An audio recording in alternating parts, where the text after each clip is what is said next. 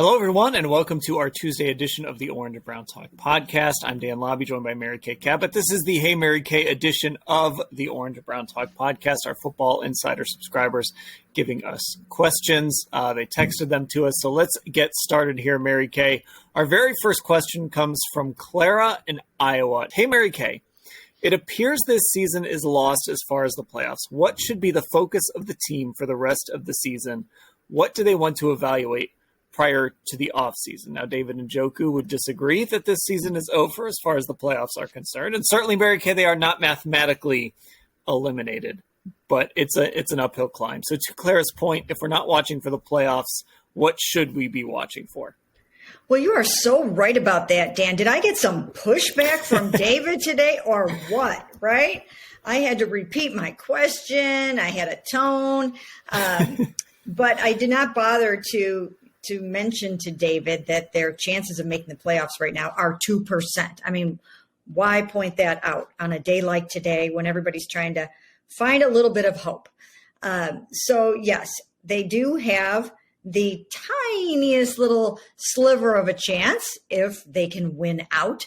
But in the event that they accept the fact that perhaps it is over, I think the last 6 games, first and foremost, will be all about evaluating Deshaun Watson and getting him acclimated to his new team. And it might take 6 games to figure that out. It might take 6 full games to determine what else does he need on this offense. Does he need some more receivers?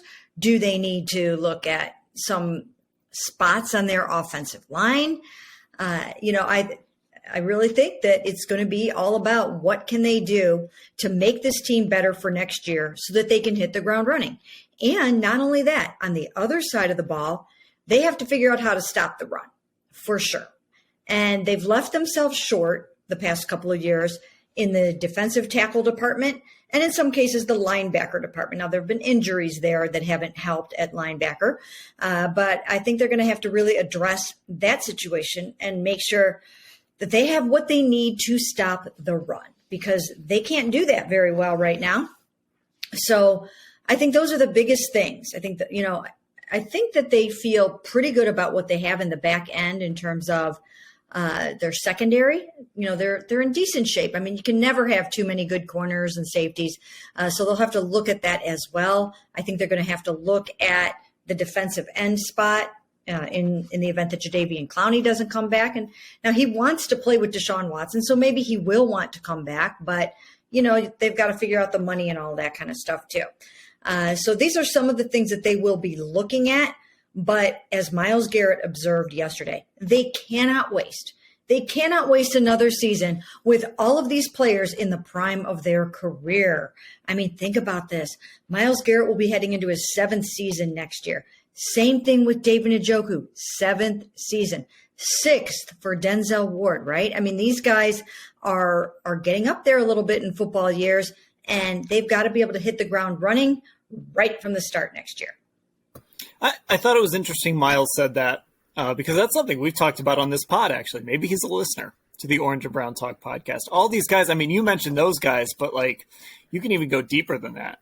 Joel Bitonio is in his 30s now, and that's a guy who I don't know if he's going to get Hall of Fame consideration when he eventually retires, but he's certainly a guy who's played at that caliber over the years here. Wyatt Teller isn't, he's in his mid-20s, upper 20s. You're talking about core players, Nick Chubb. How long do running backs last? You've kind of wasted your Kareem Hunt years here already. Yep. You can go down the list of players who are good, pretty good, Pro Bowlers, all pros, and you're going on now, even if you want to go all the way back to 2019, you're going on 3 out of the last 4 years. You've kind of thrown them away. Yeah, think about this. Think about this, Dan. This is an important thing to ponder. They had the number 1 overall pick in 2017. They had the number 1 overall pick in 2018. And they got 1 playoff berth out of that. And let's be honest, they're not going to the playoffs this year. It's mind-blowing to me that they have only won 3 games with the talent that they have on this football team. It's mind blowing. I mean, there's no way that they should have lost to some of these football teams. They should not be 3-7.